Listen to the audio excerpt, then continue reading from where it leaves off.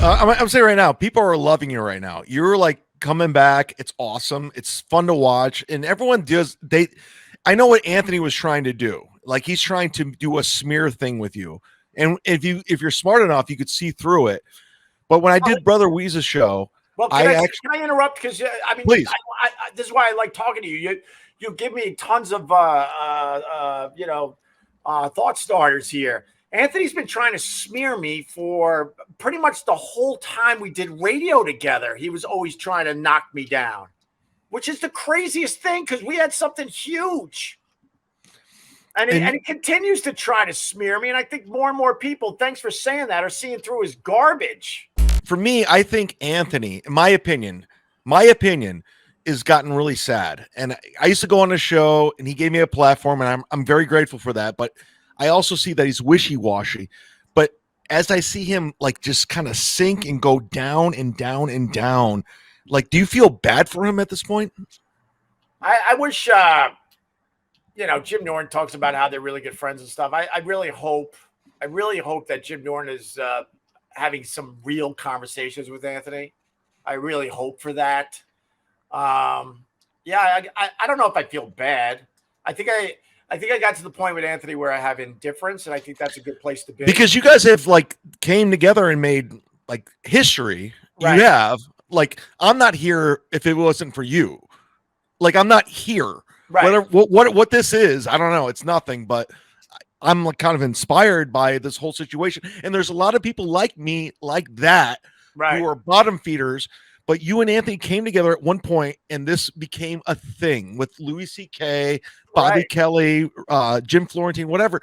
So my thing is like with you guys is like, do you feel like compassion for one another? Even though I know Bob Eatman, I know all the players in the game. I'm in it.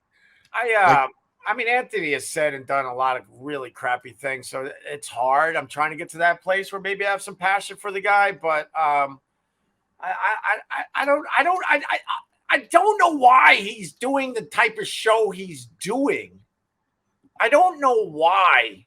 Now, I say that knowing that I could be pumping up my stuff more and stuff, of course, but I'm to a point where I feel like I did it. And like I said, like I had a great meal and now I got the bread and some gravy and I'm just fooling around and maybe someday this will become more. If not, that's okay. Hold on. This is another troll. The trolls. The show went off the air almost 10 years ago, but I don't know why. Anthony, I've said it and I'll say it again because we probably have new people. Anthony was, and I say was, and I mean was one of the funniest guys I ever met in my life. We had all the great comedians on the show, like you just mentioned. Everyone from Louis C.K. to Bill Burr to Dice to Patrice O'Neill. And there were days, a lot of days, he was funnier than all of them. And you could see it in their eyes. They were all intimidated by how funny the fucking guy was. And then slowly but surely, he allowed this race crap that just bothers him to completely take over his whole persona. And he wipes out being one of the funniest guys in America to have these insane race discussions. So let me ask you, Opie, why won't he play what you just said? You gave him a compliment. You said he's one of the funniest guys in the room. Why won't he play this on his show? Why won't Carl and Rochester play it on a show where you're like, he's the funniest guy in the room? They won't do it. Whatever, man. I really try to speak from an honest place. Yes. Anthony was incredibly talented. I had no idea for the most part his obsession with race. Every once in a while it'd pop up in the early days.